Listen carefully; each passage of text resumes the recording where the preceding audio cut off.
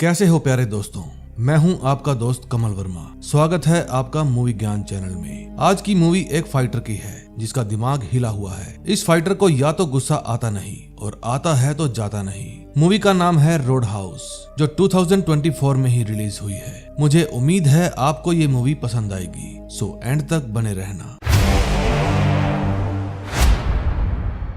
Movie की शुरुआत में हम देखते हैं एक जगह पर इल्लीगल फाइट चल रही थी। तभी वहां फ्रैंकी नाम की एक लड़की फाइट देखने आती है, क्योंकि इसको अपने बार के लिए एक बाउंसर चाहिए था। ये जिसके लिए यहाँ आई थी वो तो फाइट में मार खा रहा था। तभी वहां एंट्री होती है अपने हीरो की, क्योंकि ऐसी फाइट में अक्सर जीतने वालों की तरफ से ऑडियंस को फाइट के लिए चैलेंज किया जाता है, ताकि अगर किसी में दम हो तो फाइट जीते और पैसे ले जाए। फिर अपना हीरो चैलेंज एक्सेप्ट कर लेता है। दूसरा फाइटर सोचता है इसको तो मैं चुटकियों में मसल दूंगा। फिर जब अपना हीरो कपड़े उतारता है तो दूसरा फाइटर उसको देखकर लड़ने से मना कर देता है। फिर वो अपनी हार मान लेता है और वहां से चला जाता है। अब उसकी अपने हीरो को देखकर क्यों फट रही थी ये तो आपको आगे बताऊंगा। फिर बिना लड़े ही अपना हीरो जीत जाता है और उसको फाइट के लिए पैसे मिल जाते हैं। फिर जब वो अपनी कार के पास जाता है तो वहां एक बदमाश आता है जिसने इस फाइट में पैसे लगाए थे। वो बिना कोई बात किए अपने हीरो के पेट में चाकू मार देता है। फिर वो डर कर वहां से भाग जाता है। तभी वहां पर फ्रैंकी आती है। वो कहती है अंदर सबको अच्छा पोपट बनाया तुमने।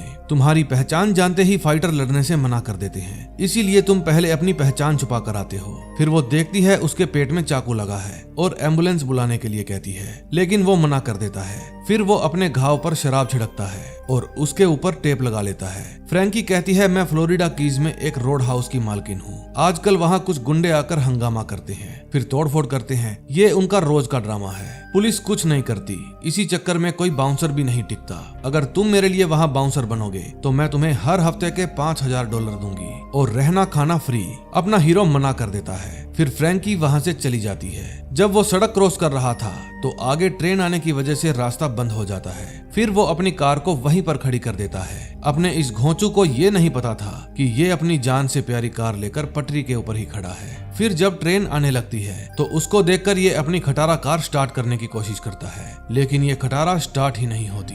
फिर ट्रेन उसको ठोक देती है। हीरो कार के स्टीयरिंग को टाइटली पकड़ लेता है, इसीलिए इसको खरोच भी नहीं आती।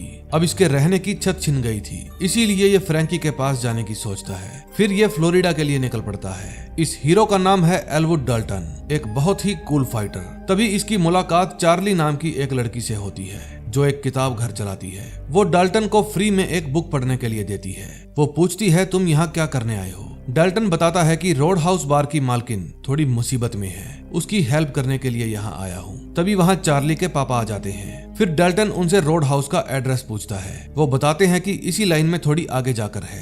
डाल्टन उनसे इस किताब के पैसे पूछता है, लेकिन स्टीफन मना कर देता है। उसके बाद डाल्टन पैदल ही रोड हाउस की तरफ जाने लगता है। थोड़ी दूर चलकर उसे रोड हाउस का बोर्ड दिख जाता है। जब डाल्टन इस बार के अंदर जाता है तब चार्ली उसे देख लेती है। फिर डाल्टन लोरा से कॉफी मांगता है। उस बार में रीफ और बिली नाम के दो और भी लड़के काम करते थे।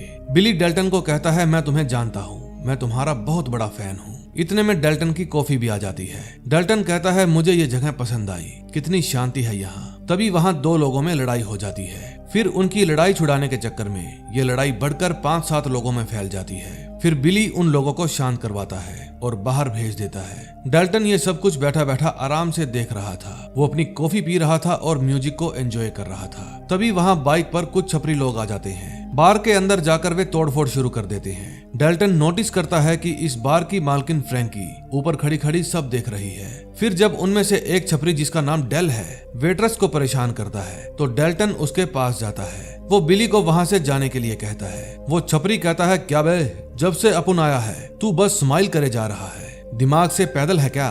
फिर डाल्टन कहता है वो बाहर खड़ी बाइक तुम्हारी है क्या। उनमें से एक छपरी कहता है हाँ। फिर जैसे ही डाल्टन बाहर जाने लगता है तो वे भागकर उसके पीछे आते हैं। फिर डेल डाल्टन से पूछता है तू चाहता क्या है। डाल्टन कहता है मैं चाहता हूँ तुम लोग चुपचाप यहाँ से फूट लो। फिर बार में से सब लोग बाहर तमाशा देखने आ जाते हैं। डाल्टन पूछता है तुम सब लोगों का इंश्योरेंस तो हुआ है ना। फिर वो फ्रैंकी से पूछता है यहाँ से हॉस्पिटल कितनी दूर है। उनमें से एक छपरी बताता है कि करीब 25 मिनट दूर है। फिर डाल्टन उन सभी छपरियों की थप्पड़ से पिटाई कर देता है और डेल को कहता है चल मैच ड्रॉ करते हैं। डेल पूछता है ये ड्रॉ क्या होता है। फिर उसका आदमी बताता है कि ये भी जीतने जैसा ही होता है, ना तू जीता ना मैं जीता।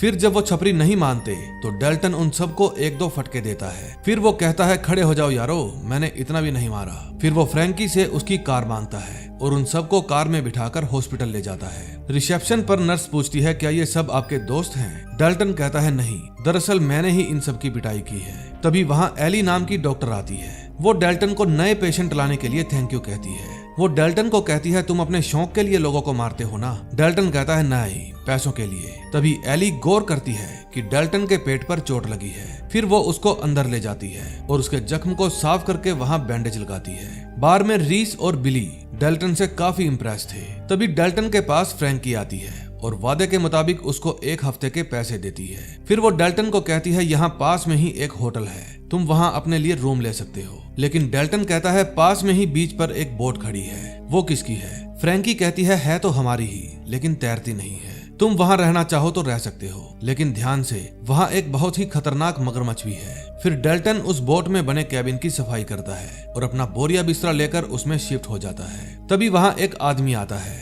और उसको मगरमच्छ से सावधान रहने के लिए कहता है। फिर रात को सोते समय डेल्टन फाइट के ही सपने लेता है। जब सुबह हो जाती है तो लोरा आकर उसको जगाती है। वो डेल्टन को कहती है तुम मुझे अपनी बहन समझो। फिर वो उसे खाने के लिए खाना देती है जो वो स्पेशल उसके लिए ही बनाकर लाई थी। वो बताती है तुमसे पहले यहाँ कई बाउंसर आए थे, लेकिन आज तक कोई भी टिक नहीं पाया। मैं भी यहाँ से जाने वाली थी, लेकिन अब तुम आ गए, शायद अब मुझे यहाँ से जाने की जरूरत नहीं पड़ेगी। फिर जब थोड़ी देर बाद डेल्टन बुक शॉप पर जाता है तो हर कोई उसको उसके नाम से बुलाकर हेलो कहता है। वो वहाँ चार्ली से मिलने गया था। फिर चार्ली उसे कहती है मुझे मार्टिन हॉली की एक बुक मिली है जो कि उसने तुम पर ही लिखी थी। अब मुझे तुम्हारे बारे में सब कुछ पता चल गया है। फिर वो चार्ली का कंप्यूटर यूज करता है, लेकिन तभी बाहर से किसी के लड़ाई झगड़े का शोर सुनाई देता है। चार्ली अपना बेसबॉल बैट लेकर बाहर जाती है। बाहर वही छपरी थे जो पिछली रात डेल्टन से मार खाकर गए थे। चार्ली उनको वहाँ से भागने के लिए कहती है, लेकिन वे छपरी उसका मजाक उड़ाते हैं। फिर जब डेल्टन बाहर जाकर देखता है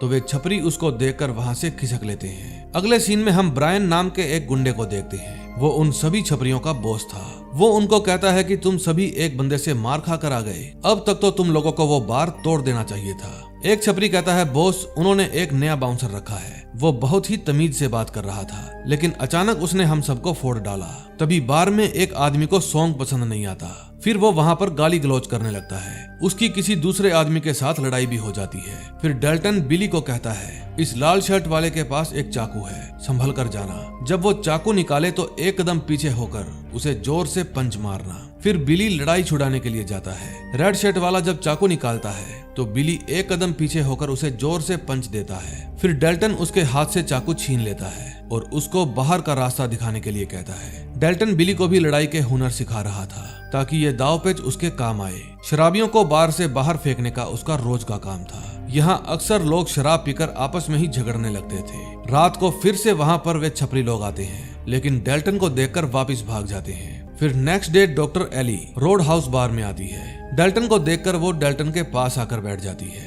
फिर उनमें थोड़ी बहुत प्यार भरी बातें होती है। दिन बीत जाता है। जब रात को डेल्टन छुट्टी करके वापस जाता है तब डेल नाम का छपरी डेल्टन को अपनी कार से टक्कर मारने की कोशिश करता है। फिर वो डेल्टन को पानी में फेंक देता है। डेल्टन किसी तरह से बचकर वापस अपनी बोट में आ जाता है, लेकिन जब वो बोट के अंदर जाता है तो देखता है वहाँ पर डेल गन लेकर बैठा हुआ था। वो डेल्टन को शूट करने ही वाला था। तभी डेल्टन उसे उठाकर बोट से बाहर फेंक देता है। डेल पानी में गिर जाता है। तभी वहाँ पर मगरमच्छ आ जाता है। डेल्टन डेल को ऊपर खींचने की कोशिश करता है, लेकिन मगरमच्छ उसको खा जाता है। फिर अगले दिन सुबह वहाँ पर पुलिस आ जाती है और पानी में मगरमच्छ की तलाश करती है। उनको ना तो मगरमच्छ मिलता है और ना ही डेल की बॉडी। तभी अगले सीन में हम देखते हैं डेल्टन जब चार्ली के बुक हाउस से बाहर निकलता है तब जैक नाम का एक बदमाश उसको गन दिखाकर अपने साथ चलने के लिए कहता है। डेल्टन पूछता है कहाँ? जैक कहता है मेरे बॉस ब्रायन ने तुम्हें बुलाया है। डेल्टन कहता है आज मेरा मूड नहीं है। जैक कहता है तुम्हें पता है ना मेरे पास गन है। डेल्टन कहता है हाँ, तुमने कोशिश तो की थी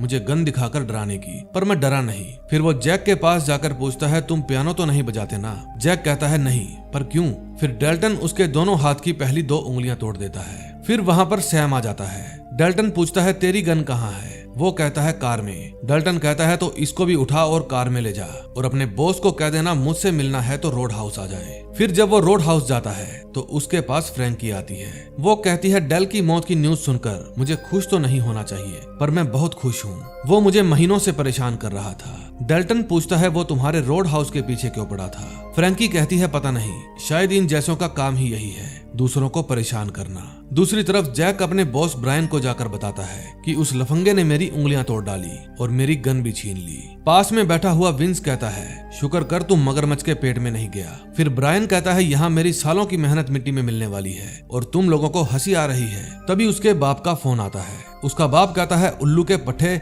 ये सुनकर ब्रायन फोन को पानी में फेंक देता है और जैक को कहता है जा मेरा फोन ढूंढ कर ला। ये है नोक्स। ये एक नंबर का उठाई गिरा छपरी नल्ला और ताकतवर फाइटर है। इसके पास ब्रायन के बाप का फोन आता है। वो इसको कहता है मेरे बेटे ने बहुत बड़ी गड़बड़ कर दी, तू अभी की अभी फ्लोरिडा आ जा। अगले दिन सुबह एली एक बोट लेकर डेल्टन के पास जाती है और बताती है कि ये मेरे बॉयफ्रेंड की बोट है, वो एक पुलिस वाला है। फिर वो डेल्टन को घुमाने ले जाती है। बीच समंदर जाकर वो बोट को बंद कर देती है और फिर वे नीचे उतरकर वहाँ चिल मारते हैं। जब एली उससे पर्सनल सवाल पूछने लगती है तो डेल्टन वहाँ से खड़ा हो जाता है और वापस चलने के लिए कहता है। डेल्टन कहता है देखो तुम एक अच्छी लड़की हो लेकिन मैं अच्छा नहीं हूँ। एली कहती है तुम साधारण इंसान नहीं हो बल्कि काफी फेमस हो, मुझे तुम्हारे बारे में सब कुछ पता है। तभी नोक्स फ्लोरिडा आ जाता है। वो सीधा ब्रायन के अड्डे पर जाता है। वहाँ आकर वो ब्रायन के आदमियों से झगड़ने लगता है। तभी कुछ देर बाद वहाँ पर ब्रायन भी आ जाता है। वो नोक्स से पूछता है तू कौन है बे। नोक्स कहता है तुम्हारे पापा ने तुम्हारे लिए कुछ भेजा है। फिर वो उसके मुंह पर एक घूसा मारकर कहता है यही भेजा था, आज से मैं यहीं पर रहूंगा, मुझे तुम्हारे बाप ने भेजा है। ब्रायन कहता है तू जाके मेरे बाप को बोल दे, यहाँ सब कुछ कंट्रोल में है, मुझे तेरी हेल्प नहीं चाहिए। नोक्स पूछता है मुझे वो बाउंसर कहाँ मिलेगा, टपकाने का है उसको। ब्रायन कहता है नहीं, मैं उसको अपने आप रास्ते से हटा दूंगा। नोक्स कहता है जा, दिया तुझे एक मौका। दूसरी तरफ एली डेल्टन को वापस उसकी बोट के पास छोड़ देती है। तभी वहाँ दो पुलिस वाले आते हैं। वे उसको पुलिस स्टेशन चलने के लिए कहते हैं और एली जाते जाते ये सब देख लेती है। वे पुलिस वाले डेल्टन को शेरिफ के पास ले जाते हैं। फिर शेरिफ कार में आकर बैठ जाता है। वो डेल्टन को कहता है यहाँ रहने वाले सभी लोग मेरे परिवार की तरह हैं और मैं चाहता हूँ तुम यहाँ से चले जाओ दोस्त। डेल्टन कहता है दोस्त कभी जाने को नहीं बोलते।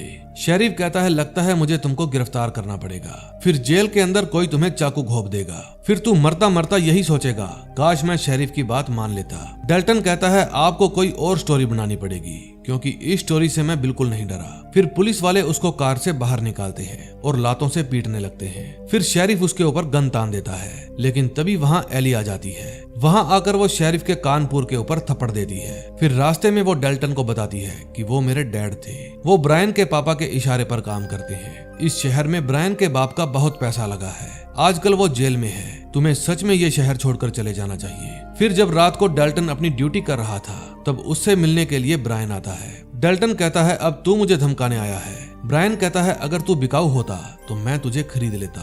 फिर वो उसको अपने फोन में उसी की फाइट की वीडियो दिखाता है जिसमें डेल्टन अपने ही एक दोस्त के साथ लड़ रहा था। ब्रायन कहता है जब तुम्हारे दोस्त ने हार मान ली थी तो तुमने उसको जान से क्यों मारा, तुम चाहते तो रुक जाते लेकिन तुम उसे लगातार मारते रहे, तुम आखिर रुके क्यों नहीं। डेल्टन उसकी बात का कोई जवाब नहीं देता। फिर ब्रायन वहाँ से चला जाता है। रोड हाउस के बाहर वो नोक्स के पास जाता है और कहता है अब तुम्हारे जो जी में आए वो करो। फिर नोक्स छपरियों को कहता है चलो बच्चों, अपन ने कई सालों से गोल्फ नहीं खेला है। फिर वे सभी बार के अंदर जाते हैं। अंदर जाकर नोक्स तोड़फोड़ शुरू कर देता है लेकिन डेल्टन बैठा बैठा सब कुछ देखता रहता है। वो बूढ़ों को गाना बंद करने के लिए कहता है लेकिन वे गाना बंद नहीं करते। बिली और रीफ उसको रोकने की कोशिश करते हैं लेकिन वो उनको भी पीट देता है। नोक्स अकेला ही कई लोगों के बराबर था। फिर उसको देखकर बार में शराब पीने वाले लोगों को भी जोश आ जाता है। फिर उनके और गुंडों के बीच में लड़ाई होने लगती है। सभी पूरी तरह से तोड़फोड़ करते हैं लेकिन डेल्टन अभी भी बैठा बैठा सब कुछ देख रहा था। फिर जब नोक्स डेल्टन को आवाज लगाता है तो डेल्टन उससे मिलने के लिए खड़ा हो ही जाता है। वो नोक्स को कहता है भौंक। नोक्स कहता है अब मैं तेरी सबके सामने धुलाई करूंगा तभी तू सुधरेगा।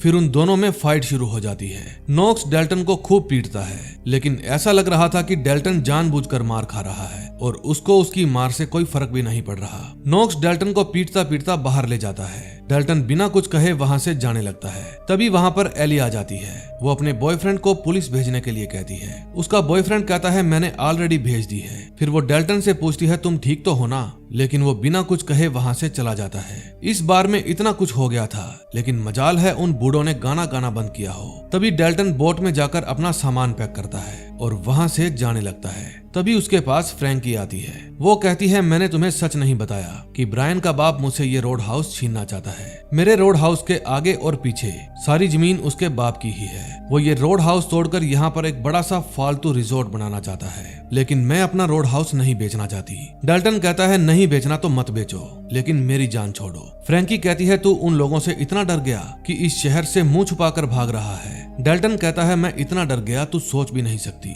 फिर वो चार्ली के बुक सेंटर के सामने बने हुए बस स्टॉप पर जाता है। तभी वो देखता है कि चार्ली का बुक सेंटर जलकर राख हो चुका है। फिर वो अंदर जाकर पूछता है चार्ली और उसका बाप कहाँ है। अंदर एक आदमी बताता है कि उन दोनों को हॉस्पिटल लेकर गए हैं। अब इस चक्कर में उसकी बस भी मिस हो जाती है। फिर वो ब्रायन के अड्डे पर जाता है। वहाँ उसे विंस मिलता है। विंस कहता है तो तुझे हमारा मैसेज मिल गया। डेल्टन कहता है तुझे पता है मैं यहाँ से जा ही रहा था। इतने में विंस उसके ऊपर चाकू से वार करने की कोशिश करता है, लेकिन डेल्टन उसे एक पंच मारकर उसके गले की हड्डी तोड़ देता है। फिर वो सांस नहीं ले पाता और स्विमिंग पूल में गिरकर मर जाता है। डेल्टन कहता है मैं इसलिए इस शहर से जा रहा था कि कोई तेरे जैसा आदमी मेरे गुस्से के सब्र को ना तोड़ दे।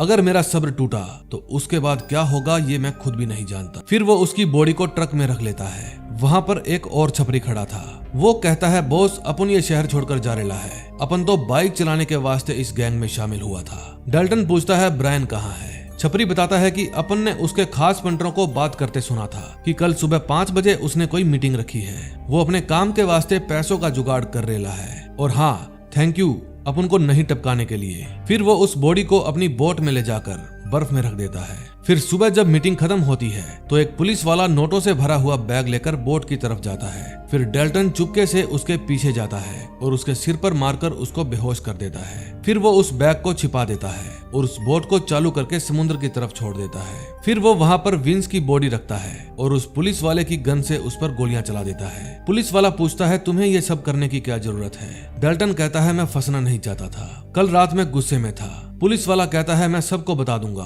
कि तूने इसे मारा है। फिर डेल्टन एक डंडा उठाता है और कहता है शायद यहाँ जो कुछ भी हुआ है वो सुबह तुझे मुश्किल से ही याद आएगा। फिर वो उस डंडे से पुलिस वाले की खोपड़ी खोल देता है। फिर वो 911 पर कॉल करके कहता है मैंने हार्वेस्ट की पर एक लाश देखी है, लेकिन उसके पास में एक घायल पुलिस वाला भी है, जल्दी पहुंच जाइए, शायद पुलिस वाला बच जाए। फिर जब डेल्टन अपनी बोट पर था तो शेरिफ उससे मिलने आता है। वो कहता है ब्रायन ने मेरी बेटी को उठा लिया है, बदले में वो पैसे मांग रहा है। डेल्टन कहता है मेरे पास पैसे नहीं है। शेरिफ कहता है मुझे उस घायल पुलिस वाले ने सब कुछ बता दिया है, पैसे तेरे ही पास हैं। और ब्रायन को लगता है वो मेरे पास हैं, क्योंकि मैंने ही अपने आदमी को पैसे लेकर भेजा था। देख डेल्टन तू कुछ भी करके मेरी बेटी को बचा ले। डेल्टन पूछता है पैसे कहाँ लेकर आने हैं। फिर वो एली के बॉयफ्रेंड की बोट चुराता है और उसके बॉयफ्रेंड को कहता है शेरिफ ने ही ये बोट लाने को कहा है। फिर वो पुलिस वाला कहता है अगर मेरी बोट पर एक भी स्क्रैच पड़ा तो मैं तेरी बैंड बजा दूंगा। डेल्टन कहता है पानी में स्क्रैच कैसे पड़ेंगे घोंचू। तभी दूसरी तरफ नॉक्स ब्रायन के अड्डे पर जा रहा था। उसे कार चलानी तो आती है लेकिन रोकनी नहीं आती। जब वो अड्डे के अंदर जाता है तो उसे वहाँ पर कोई भी नहीं दिखता, क्योंकि सभी लोग ब्रायन के साथ उसकी बोट पर गए थे। फिर डेल्टन भी वहाँ पहुँच जाता है। जैक और सैम उसको ब्रायन के पास लेकर जाते हैं। वहाँ पर शेरिफ भी बैठा हुआ था। ब्रायन पूछता है मेरे पैसे कहाँ हैं। डेल्टन कहता है शेरिफ की शक्ल देखकर तो नहीं लग रहा कि इसकी बेटी किडनैप हुई है। शेरिफ कहता है वो तो मैंने तुम्हें झूठ कहा था। इसका मतलब डेल्टन के साथ मौके पर धोखा हो गया था। तभी ब्रायन कहता है मैंने एली को सच में उठा लिया है, अब ये तो धोखे पर धोखा हो गया। फिर शेरिफ गुस्सा हो जाता है और अपनी गन निकाल लेता है, लेकिन सैम उसको बैठने के लिए कहता है। ब्रायन कहता है पैसे लेकर आ और एली को लेकर जा। तभी वे देखते हैं पीछे से एक और बोट आ रही थी, उसमें नॉक्स बैठा था। ब्रायन कहता है इस पागल को बोट पर मत आने देना।